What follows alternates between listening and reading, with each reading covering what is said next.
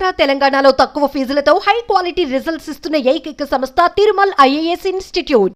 తిరుపతి తొక్కిసలాట ఘటనలో గాయాల పాలై స్విమ్స్ లో చికిత్స పొందుతున్న క్షతగాత్రులను AP deputy CM Pawan Kalyan పరామర్శించి ఘటనపై మాట్లాడుతూ ఉండగా ఆసక్తికర పరిణామం ఒకటి చోటు చేసుకుంది. ఆసుపత్రి వద్ద పవన్ మీడియాతో మాట్లాడుతున్న సమయంలో ఆసుపత్రి వద్ద ఒక్కసారిగా కోలాహలం నెలకొంది. ఈలలు కేకలతో ఆసుపత్రి ప్రాంగణం మార్మోగిపోయింది. దాంతో పవన్ ప్రసంగం ఆపి పక్కనే ఉన్న జనసేన నేతను ఏంటది అని అడిగారు. దాంతో ఆ నేత ఏపీ మాజీ సీఎం జగన్మోహన్ రెడ్డి వచ్చారు సార్ అని బదిలిచ్చారు. అది విన్న పవన్ ఏమీ స్పందించకుండా తన ప్రసంగం కొనసాగించారు.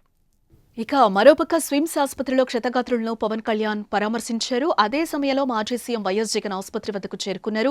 పవన్ ఆసుపత్రిలో ఉన్న నేపథ్యంలో పోలీసులు జగన్ ను లోపలికి అనుమతించలేదు.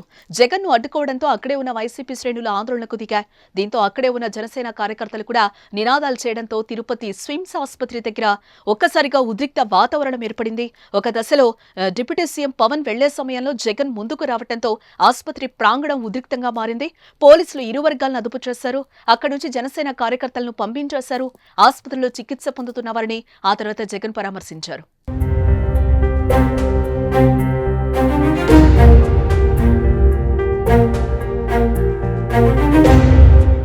తిరుపతిలో తొక్కిసలాట ముమ్మాటికి ప్రభుత్వం చేసిన తప్పు అని మండిపడ్డారు. వైసీపీ అధికారంలో ఉన్న గత 5 ఏళ్లు గొప్పగా నిర్వహించామని తెలిపారు.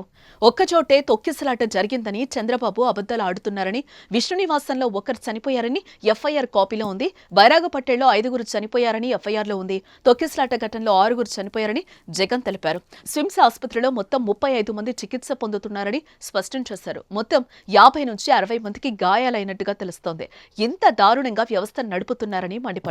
టీటీడీ అధికారులు గాని పోలీసులు గాని ఎవరూ పట్టించుకోలేదని జగన్ ఫైర్ అయ్యారు. 10వ తారీఖున వైకుంఠ ఏకాదశి అని అందరికీ తెలుసు. లక్షల మంది జనాభా ఇక్కడికి వస్తారు అన్న సంగతి అందరికీ తెలుసు. మరి లక్షల మంది జనాభా వస్తారు అని అందరికీ తెలిసి ఉన్నా కూడా ఎందుకు తిరుమల తిరుపతి దేవస్థానంలో టికెట్లు ఇచ్చే కౌంటర్ల దగ్గర ఎందుకు మీరు సెక్యూరిటీ అరేంజ్మెంట్స్ ప్రోటోకాల్స్ పాటించలేదు అని అడుగుతా ఉన్నా.